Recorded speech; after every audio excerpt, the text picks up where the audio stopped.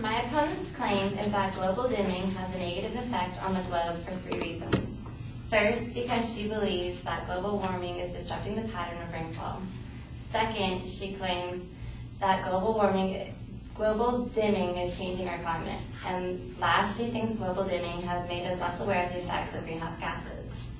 I will address all of her claims in order. My opponent claims that global dimming is disrupting the pattern of rainfall because there's less sunlight and therefore rain isn't reaching every part of the earth. This, however, is incorrect. We have actually been getting more rainfall. Studies show that there have been more amounts of rainfall these past years than the years prior. For example, according to a study conducted in Turvey, Bedfordshire, the average amount of rainfall in 2005 for that town was 19.8 inches in that year. In 2010, the average amount of rainfall for that town increased by 5 inches to 24.8 inches that year. The charts show a slow increase of about ½ an inch to an inch of rainfall each year.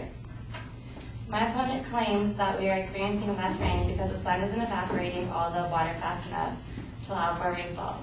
She says global dimming causes pollutants to get stuck in the air, creating clouds and keeping the climate cooler.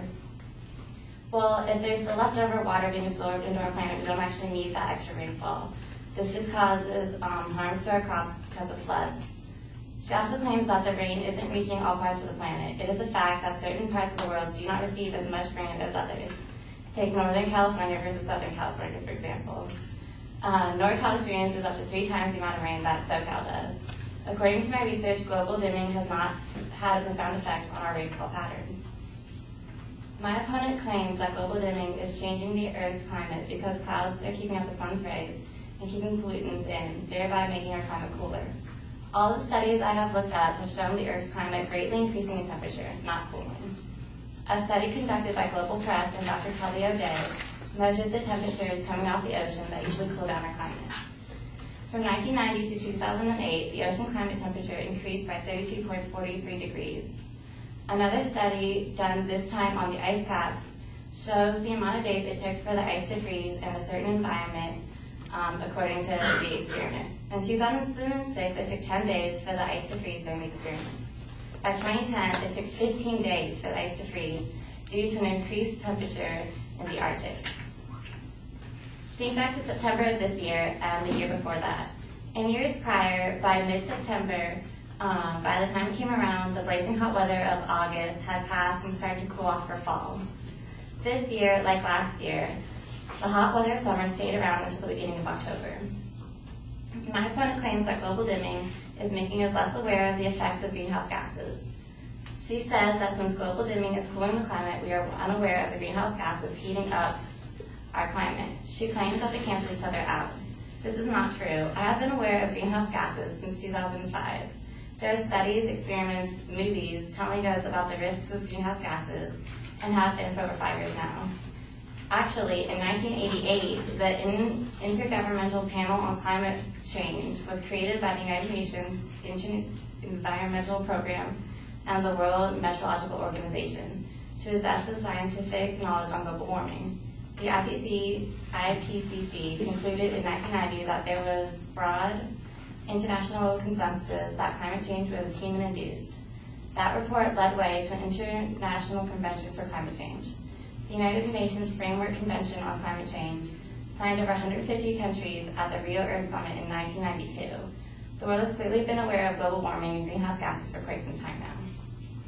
My research on global dimming actually shows global dimming to scientists is kind of a Hail Mary to try and save us from global warming, saying that they are willing to inject a spray into the Earth's atmosphere in order to speed up global dimming to keep our climate cooler so that we can kind of have like a backwards way of fighting global warming.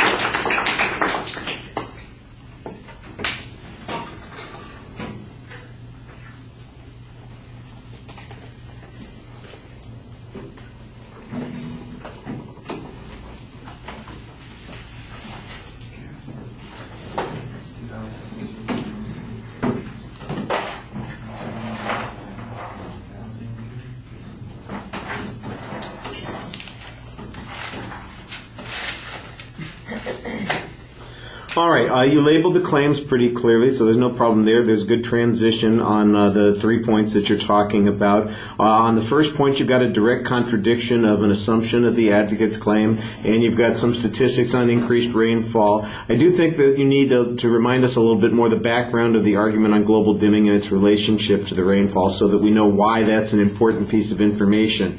Then I think we got a little bit sidetracked on the pollution issue, and I didn't think it was as clearly explained. There's an assertion about something about flooding that doesn't get explained either.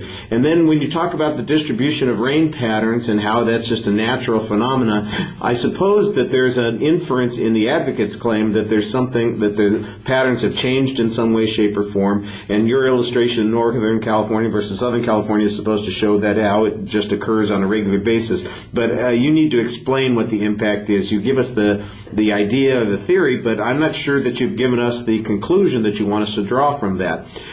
Clear transition on the second point.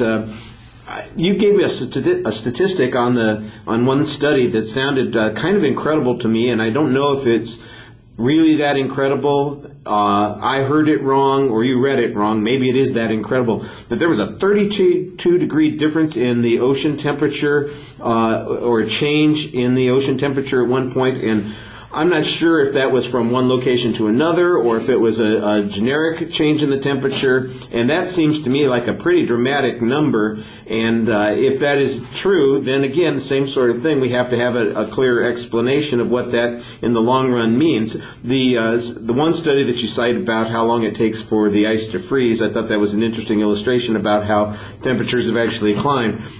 If increasing temperatures are antithetical to the advocate's claim, you want to make sure that you point that out. Although, with that third point that the advocate has, it seems to be that they're also saying the same thing, that global warming is going on. So there's a little bit of confusion there.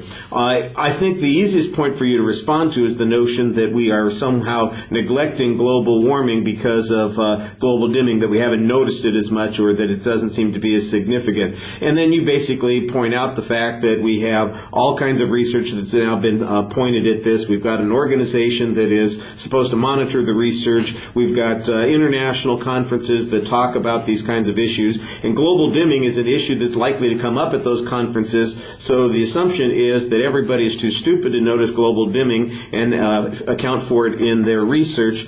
I think that you want to make that inference a little bit more clearly. I think I understood what you were trying to say there, but I think you want to make it more of a declarative statement, and for communication purposes that would be a stronger argument then. All right, thank you.